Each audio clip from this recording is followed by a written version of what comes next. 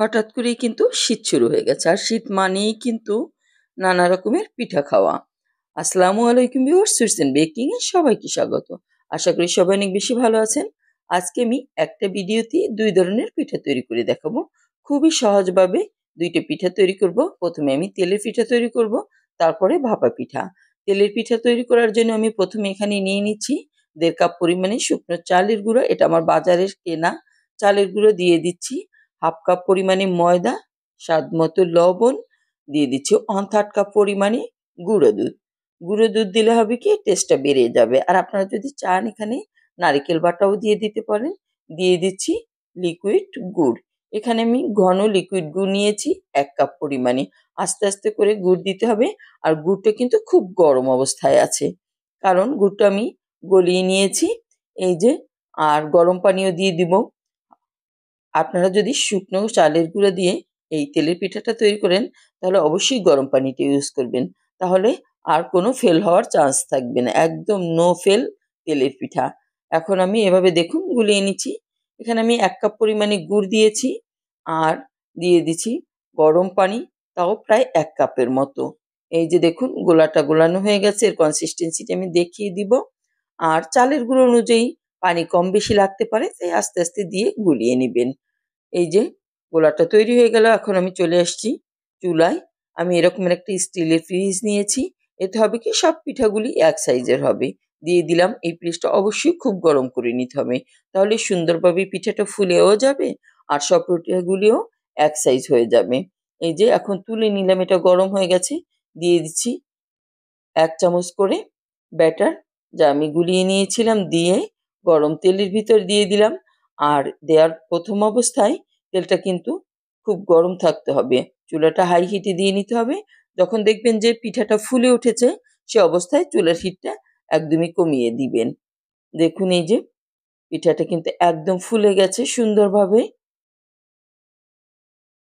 এই রেসিপিটা যদি আপনি হুবহু ফলো করেন, তাহলে আপনারও হবে আমার মতো এরকম ফুলকো ফুলকো তেলের পিঠা। কোনো ফেল হওয়ার চান্স থাকবে না। এই যে দেখুন একটা পিঠা আমার তৈরি হয়ে গেল। আমি তুলে দেখিয়ে দিচ্ছি কাছ থেকে যে পিঠাটা কেমন হয়েছে। খুব সুন্দরভাবে কিন্তু এটা ফুলে গেছে।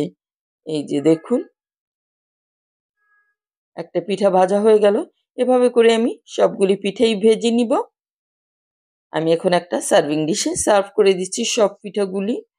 এই যে সুন্দর ফুলকো ফুলকো তেলের পিঠা বা পোয়া পিঠা। এখন আমি চলে যাচ্ছি দ্বিতীয় রেসিপিতে। দ্বিতীয় রেসিপিতে আছে ভাপা পিঠা। একসঙ্গে অনেকগুলো ভাপা পিঠা যদি আপনারা তৈরি করতে চান, তাহলে এই রেসিপিটা ফলো করতে পারেন। একসঙ্গে এখানে আমি 5-7টা ভাপা পিঠা তৈরি করে নিয়েছি। আমি এখানে নিয়েছি গুড় আর নিয়েছি নারিকেল কোড়া। এখন আমি এর জন্য চালের গুঁড়ো নিয়ে নিচ্ছি এখানে প্রায় 3 কাপ পরিমাণে। চালের গুঁড়োটাকে লবণ এবং পানি দিয়ে মেখে নিতে হবে।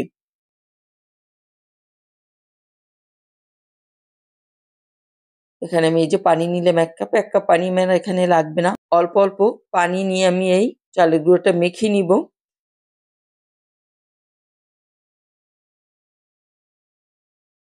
অল্প অল্প করে দিয়ে দিচ্ছি। দিয়ে এরকমের একটা হবে। এই যে আমি এই যে দেখিয়ে দিচ্ছি, মুঠো করলে এভাবে মুঠো হবে, আবার ভেঙে দিলে ভেঙে যাবে।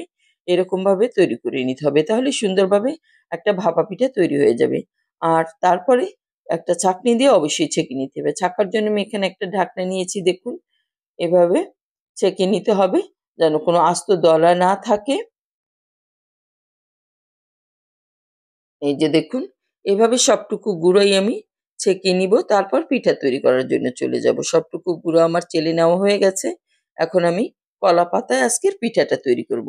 আপনাদের কাছে যদি কলা পাতাটা অ্যাভেলেবেল না থাকে, সেক্ষেত্রে আপনারা ফয়েল পেপারটাও ইউজ করতে পারেন। এই যে এখন একটা টুথপিক দিয়ে আমি কলা পাতাটাকে এরকম একটা কোণ তৈরি করে নিলাম। তৈরি হয়ে গেল। এখন আমি পিঠাটা তৈরি করে নিব।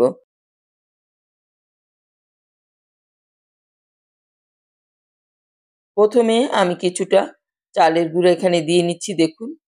এই যে, তারপরে কিছুটা নারিকেল আর গুড় দিয়ে নিব। এই যে নারিকেল গুড়ের ব্যাপারটা হলো যে যেমন পছন্দ করেন তেমনই দিয়ে নিবেন। আমি আমার পছন্দ অনুযায়ী নারিকেল আর গুড় দিয়ে দিলাম। এখানে আমি খেজুর গুড় নিয়েছি। তারপর আবারও আমি একটুখানি গুঁড়ো দিয়ে দিলাম। এই ২ বারে নারিকেল আর গুড় দেওয়ার কারণ হলো কি, যে প্রতিটা বাইটে যেন আমাদের নারিকেল আর গুড়ের স্বাদটা পাই আমরা। তারপর উপরে আবারও আমি দিয়ে দিচ্ছি কিছুটা নারিকেল কোরানো,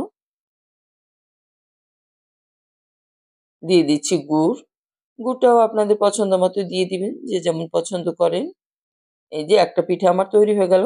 এভাবে করেই আমি কিন্তু সবগুলি পিঠা তৈরি করে চলে যাব ভাপা দেওয়ার জন্য।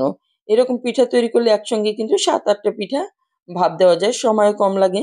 ৫ থেকে ৭ মিনিটের মধ্যেই কিন্তু এই পিঠাটা তৈরি হয়ে যাবে। খুব বেশি সময়েরও প্রয়োজন নেই। একবার তৈরি করলেই হয়ে যাবে, ফ্যামিলির সবাই খেয়ে নিতে পারবে। এই যে সবগুলো আমি বসিয়ে দিলাম। চুলার হিটটা অবশ্যই হাইতে আছে।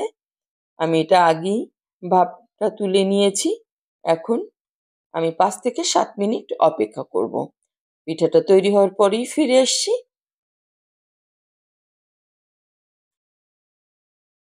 পিঠাগুলো হয়ে গেছে, আমি এখন তুলে নিচ্ছি। এই যে দেখুন সবগুলো পিঠাই তৈরি হয়ে গেছে। কলাপাতা খুলে আমি সার্ভ করে দিয়েছি। আজকের এই ২ টা রেসিপি আশা করি আপনাদের কাছে অনেক বেশি ভালো লেগেছে। একটু ভেঙেও দেখিয়ে দিব। এর ভিতরেও দেখুন কিভাবে গুড় আর নারিকেল আছে, ভিতরের অংশ এই যে আমি ভেঙে দেখিয়ে দিলাম দেখুন। ভিতরেও সুন্দরভাবে কিন্তু নারিকেল আর গুড় আছে। প্রতিটা বাইটেই নারিকেল গুড়ের স্বাদ পাওয়া যাবে। আর আমার আজকের রেসিপি ভালো লাগলে বেশি বেশি শেয়ার করে দিবেন। সবাই অনেক বেশি ভালো থাকবেন। আল্লাহ হাফেজ।